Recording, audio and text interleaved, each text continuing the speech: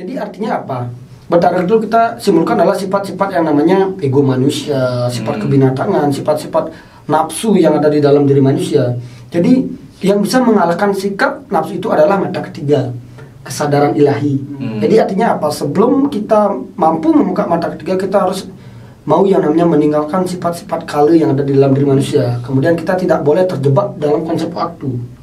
Kita harus lepas dalam waktu. Contoh nih, kita sedang ada masalah, kita depresi dan kita ikut dengan depresi itu, kita tuntut oleh waktu. Di saat kita depresi, kita tidak akan mampu ke arah yang lebih baik.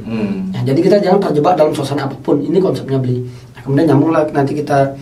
Jadi kenapa yang jelaskan itu nanti supaya ada dasar pemikiran bahwa ini loh pentingnya mata ketiga adalah menyelamatkan kita dari hal-hal negatif tuh dia.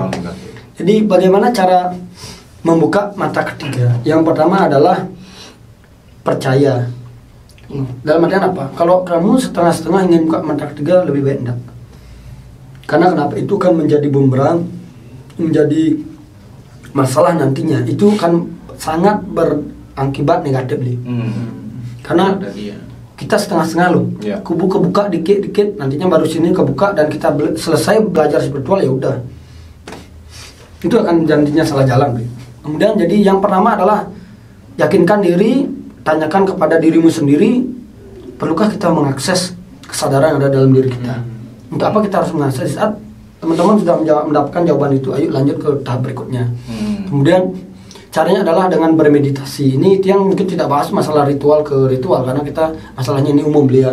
Jadi kalau ritual itu ada banyak, itu dalam konsep kande juga ada, kemudian dalam mungkin sebelum Bapak di Jawa ada. Jadi kita konsep umumnya itu bisa membuka, ya sangat bisa loh. Cuma ya lebih lama lah sedikit seperti. Kenapa? Karena itu dengan bantuan kita tanpa memperhatikan saudara kita. Jadi setelah kita sudah yakin, mantapkan diri kita harus membuka itu adalah dengan bermeditasi. Jadi kalau mudra, konsep pembukaan adalah seperti ini. Ini mudra siwa belia. Siwa gini mudranya. Jadi sekali lagi kami bakal pakai contoh siwa karena yang maksud kami itu adalah apa namanya, roh dalam diri mungkin ya, roh lah. Kalau agama lain mungkin bukan roh. Ini cara mengaktifkan. Karena kenapa? Di titik ini, dua ini adalah titik penghubung antara Buana Agung dan Buana Alit. Ini ada jagat gede, makanya kalau orang muslim itu kan ada pakai tasbih. Nah inilah yang, jadi ini ditekan oleh ganitri atau tasbih. Kalau japat kali kita di Bali, ini tujuan apa? Mengaktifkan titik-titik cakra yang ada di sini. Nah, jadi kita bisa menggunakan tangan aja atau bisa menggunakan bantuan daripada satu mungkin agama muslim ada tasbih, kita di Bali ada genitri, dapat tali gitu. Jadi ini tujuannya adalah untuk membuka ini. Jadi menyatukan antara Buana Agung dan Buana Alit, siwa dan sadet siwa, menujulah nanti para masiwa lanjutnya ya. Jadi gini prosesnya, kita posisikan diri relax, kalau bisa duduk bersila itu. Kemudian kita relax, nanti kita berusahakan akses apa namanya, kirimkan doa kepada roh yang ada di dalam diri kita. Usahakan nanti mengirimkan roh itu dari hati, bukan dari bibir. Karena ini kan kotor lah, banyak kita memakan daging, binatang dan lain sebagainya. Jadi bagaimana cara kita mengetahui bahwa doa itu apa namanya disampaikan oleh ini? Nanti akan ada rasa yang bergetar, kemudian kita akan menangis. Tuh. Saat kita menangis, oh berarti bukan ego kita yang ingin berubah loh, tetapi roh yang ada di dalam diri kita ingin berubah untuk bertemu dengan Sang Pencipta. Kemudian usahakan kita bangun sebelum matahari terbit. Itu rutinitas yang harus kita lalui. Mungkin kita sudah bahas di video sebelumnya tentang bagaimana membuka mata ketiga menggunakan sinar matahari. Itu sama nanti. Kalau di Bali sebut dengan Nyurius Sewane. Bagaimana kita mengucapkan mungkin di agama Muslim mungkin ada kitab Al-Ikhlas kalau nggak salah ya. Jadi itulah yang sering kita lantungkan untuk mengaktifkan mata ketiga yang ada dalam diri kita. Sebelum juga matahari terbenam, juga kita mengucapkan rasa syukur kepada Dewa Surya atas anugerah yang sudah diberikan. Setelah itu kita tidak lupa lah istilahnya kita bersedekah atau di Bali dana punya. Jadi lewat itu juga kita mampu membuka mata ketiga. Jadi secara umum perilaku yang apa namanya diajarkan oleh ajaran-ajaran agama itu mampu yang membuka mata ketiga beli.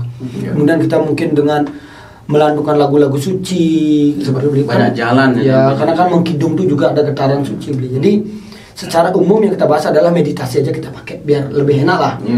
Jadi meditasinya seperti itu teman-teman. Mungkin teman-teman bisa duduk dimanapun, kalau bisa nyentuhlah Ibu Pertiwi. Kalau bisa itu sangat baik kita duduk di atas Ibu Pertiwi, kemudian kita mohon kepada langit atau akase, kita mohon kepada beliau. Jadi kita kirimkan doa, istilahnya teman-teman nanti minta izin sama Ibu Pertiwi, apa akase, surya, chandra atau matahari dan bulan, dan juga Tuhan itu sendiri. Kenapa kita minta izin dengan Ibu Pertiwi, langit, matahari dan bulan? Karena kalau kita berbuat dosa pasti yang kalau nggak pagi ya malam. Ini sebagai saksi hidup kita.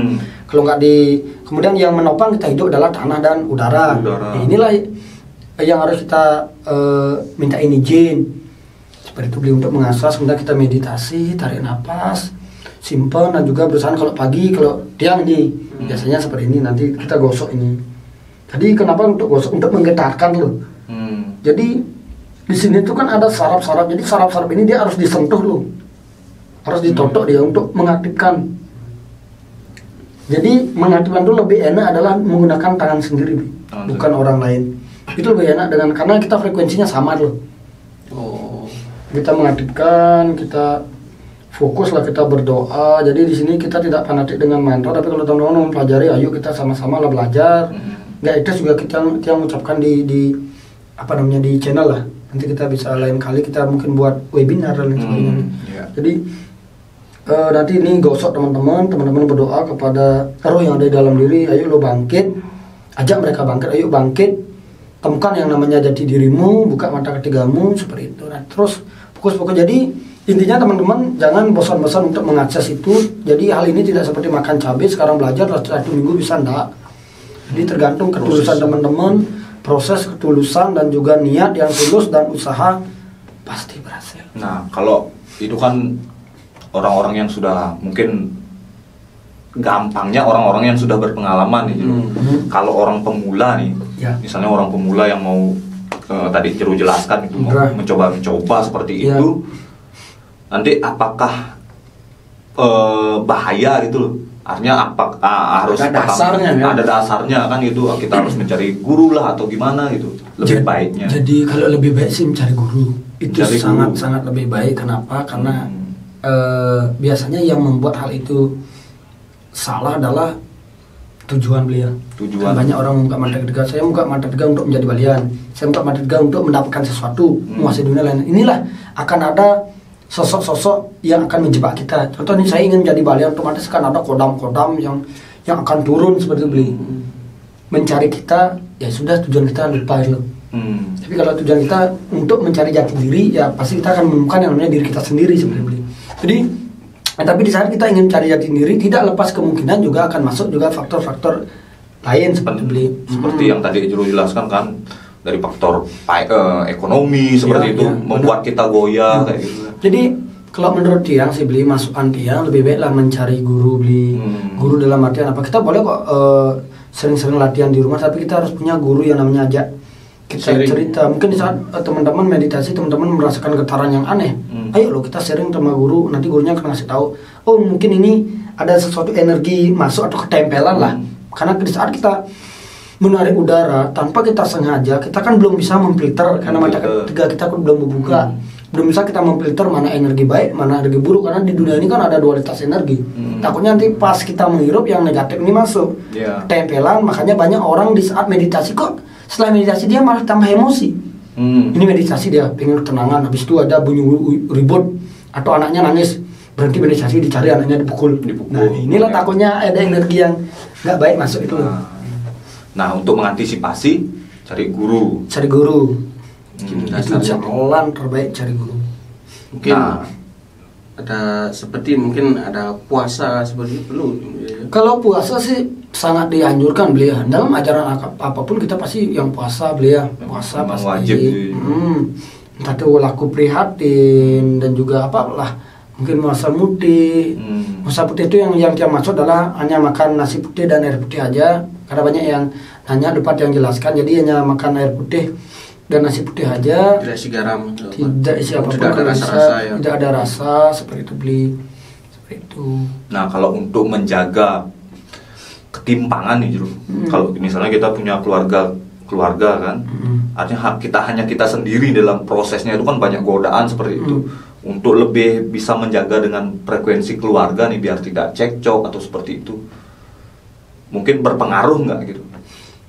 Sangat berpengaruh beliau. Kenapa? Karena di saat kita mencari yang terbaik pasti ada godaan beliau. Kalau bahasa Balinya seluung-luung raga mula padi pasti padang tumbuh. Tapi yang raga mula padang kasih ada padi tumbuh. Artinya apa? Sebaik-baik kita melakukan sesuatu akan ada sesuatu yang buruk datang. Tapi kalau kita sudah melakukan hal yang buruk, tidak akan ada hal baik yang datang. Itu konsepnya kita. Jadi intinya apa beli?